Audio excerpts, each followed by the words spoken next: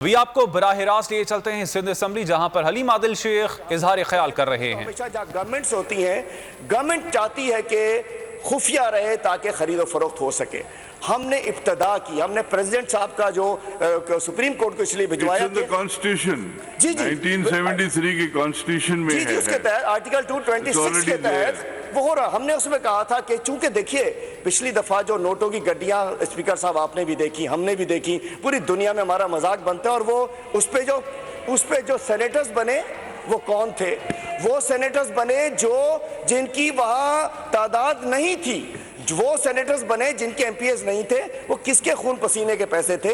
मैं समझता हूं कि हमें इस मैसेज को और कुछ हमारे मोअज़्ज़िज़ अराकीन, कुछ सीनियर अराकीन कॉल्स कर रहे हैं, गुडविल मैसेज, सो लेट्स तो मैं पूरी कर दूं। मैं बड़े अच्छी बात कर रहा हूं, मेरा ख्याल है कि मेरा राइट है कि मैं अच्छी बात करना चाह रहा हूं, अच्छी जवाब चाहूंगा। मैं कहता हूं कि कॉल्स नहीं होनी चाहिए। बाकी ज़मीर के मुताबिक, अपने खमीर के मुताबिक अगर कोई वोट बेचता है, मतलब ज़मीर के मुताबिक नहीं बेच सकता, अपने खमीर के मुताबिक अगर गंदा खमीर किसी का होगा तो बेचेगा, उसको तो हम कुछ नहीं कर सकते। दूसरी बात, 3 रोज पहले जो मैं कहना चाहता हूँ, खुर्रम शेर जमान साहब की बात को दिल पे लिया गया। मैंने कहा क्यों झगड़ा हो गया? आज मैंने देखा कि मैं देखूं कि मेरा सिंध किस बात में नंबर 1 है।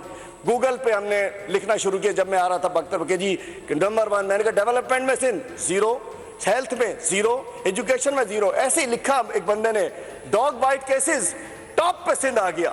मतलब पूरी गूगल के ऊपर लिखें डॉग बाइट केसेस तो सिंध नंबर 1 आ गया। तो क्यों ना कहें कि सिंध में ये जो कुत्ते हैं उन्होंने हमें भभोर डाला है, 1.5 लाख कुत्तों ने सिंध के लोगों को काटा है। तो हमारी सिंध, ये वो सिंध थी जिसने पाकिस्तान की बुनियाद रखी। आज इस असम्बली से आवाज आती है कि ये मंडी सिंध में लग रही है। मैं कहना चाहता हूं हम सब बाज़मीर लोग हैं, हम इंशाल्लाह ना किसी को खरीदने की कोशिश करेंगे। और अगर मैसेज दें जो पंजाब में मैसेज दिया गया कि यहां भी हम, जो आज सुप्रीम कोर्ट ने कहा है कि उसके मुताबिक, उसके तादाद के मुताबिक, मुतनासिब नुमाइंदगी के मुताबिक अगर मेंबर जाए इस शहर में इज्जत होगी। और यहाँ जाली डोमिसाइल के मेंबर भी आ गए हैं।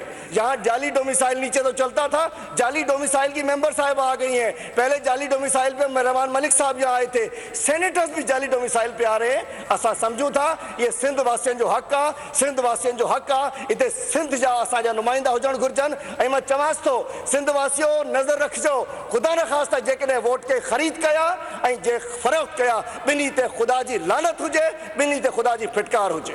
महिरबानी। Mukesh, you want to speak or he wants to speak? जी बोले।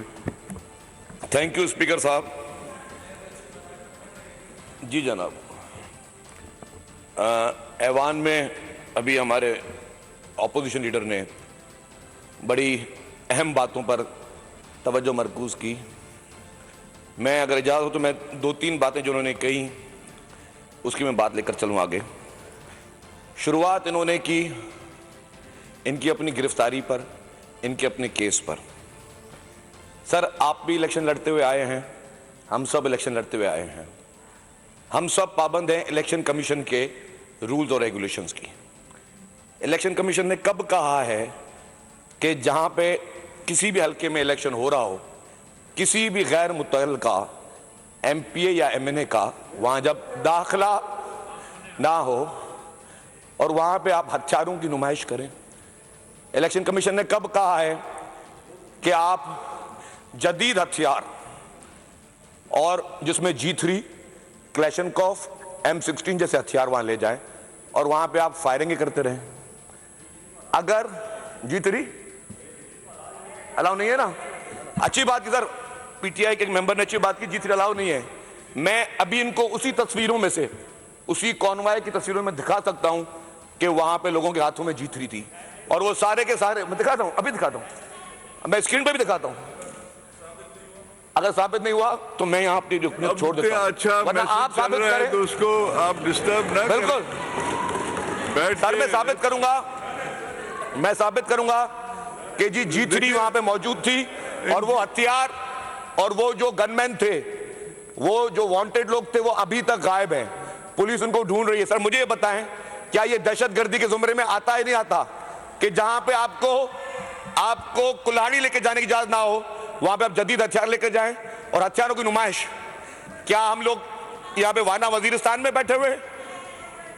अगर इस तरह हथियारों की नुमाइश और वोटरों को हिरासा करने के लिए जो चीजें की गई, मैं समझता हूं कि ये कहीं पे भी मौजूद माशरे में या जहां पे कानून नाफिज हो वहां पे इस तरह की चीजें नहीं होती। दूसरी बात सर, जेल में आप भी रहे हैं, जेल में हम भी रहे हैं। आपने भी देखा होगा कि जेलों के हॉस्पिटलों में जिस तरह मुलाकातें हो रही की तस्वीरें आई, केक कटने की तस्वीरें आई। अगर हुकूमत इंतकामी कार्रवाई का कोई सोच रखती तो क्या जेलों में इस तरह के मजे होते?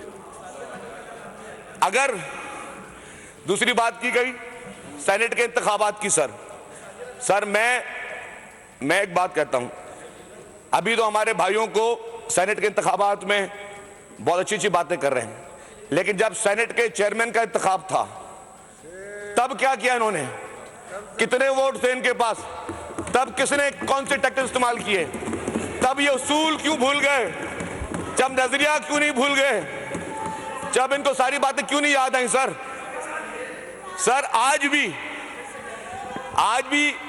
आज सुप्रीम कोर्ट ने एक तारीखी फैसला दिया है। सुप्रीम कोर्ट ने कहा है कि वोट का एक तकद्दुस है, वोट के तकद्दुस को उन्होंने अहमियत दी है। को ये पता नहीं है कि आईनी शक, भाई बीच में आपको बोले कमेंट्री को शौक है?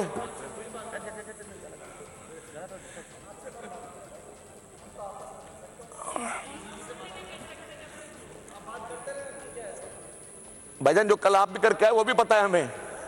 जी जनाब, कल जो आप करके आए वो भी पता है हमें।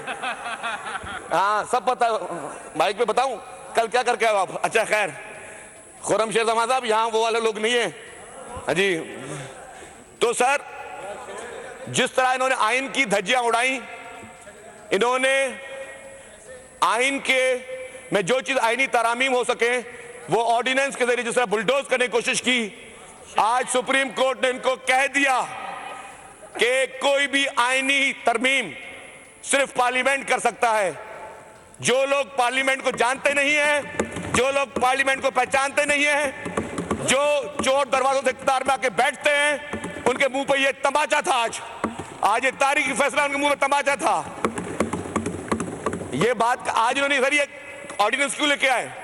क्योंकि इनको पता है कि पीटीआई के अपने जितने भी इनके मांगे तांगे के जो भी इन्होंने जिस तरह इलेक्शन ली, इनके मेंबर इनको वोट देने के लिए तैयार नहीं है।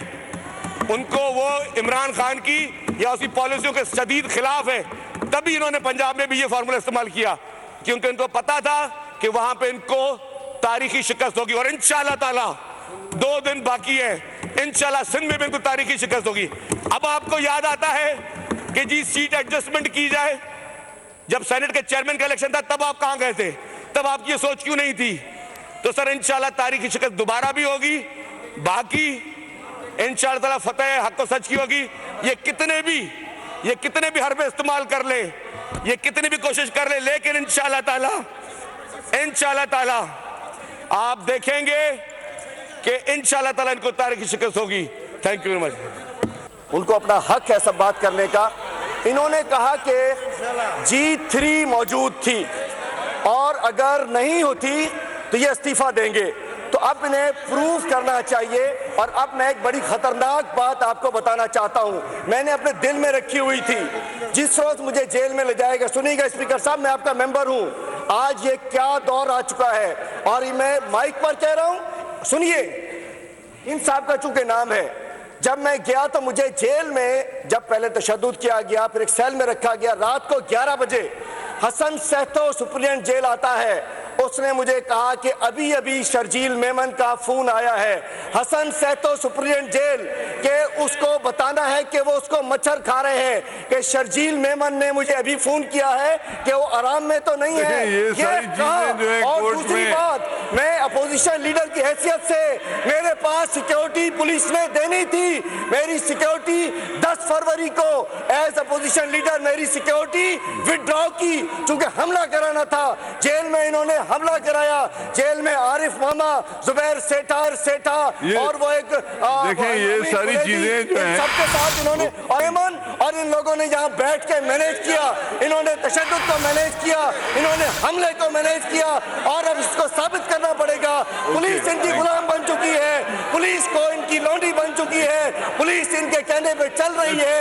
जेल होम सेक्रेटरी से जवाब ने रिपोर्ट बनाई है कि एक शख्स opposition leader, graduate, tax payer, MPA, उसको बैठ जाए, अब बैठ जाए, लेट्स फाइंड आउट। देखिए जी सर मैं रिस्पॉन्स दूं, मेरा नाम लिया गया है जी, मुकेश चावला साहब, मेहरबानी जी, थैंक यू। आप बैठ जाएं जी, मुकेश साहब आप लोग बैठ जाएं, लेट मुकेश स्पीक। नहीं मुकेश सर, मेरा नाम लिया गया है, आप बैठ जाएं पहले, लेट्स फाइंड आउट। आप बैठे पहले, let's find out from opposition ने मेरा नाम लिया। मैं आपको आई गिव यू टाइम, पहले लेट्स मुकेश।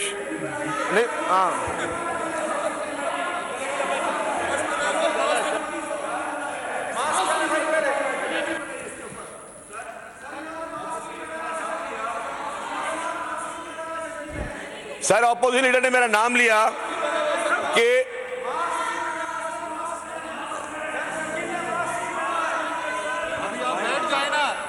देखें ऊपर ओरिएंटेशन की अभी मीटिंग भी है, ओरिएंटेशन की मीटिंग है ऑडिटोरियम में, सारे मेंबर्स को उन्हें है इलेक्शन कमीशन ने, तो काइंडली इसको आप जरा खत्म करें।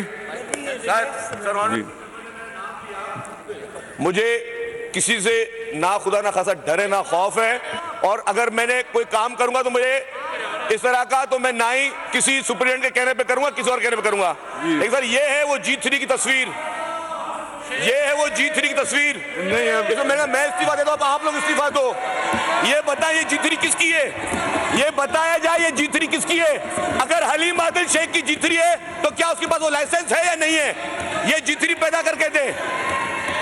ये वेपन्स किसके आए, जब ये ऑटोमेटिक वेपन्स कहां से आए, इसका लाइसेंस है इसके पास। साहब बोले सर तो बैठ पूरी वीडियो है सर, ये बताएं आप किसकी है, ये क्या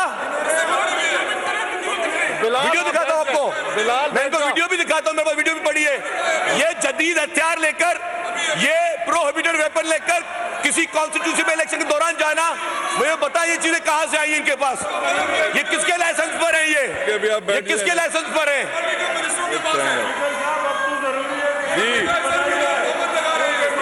ये पूरे पाकिस्तान में इस वक्त बदमाशी का माहौल है, लेकिन सिंध में बदमाशी का माहौल नहीं चलने देंगे, सिंध में बदमाशी का माहौल नहीं चलने देंगे। सिंध किसी की जागीर नहीं है।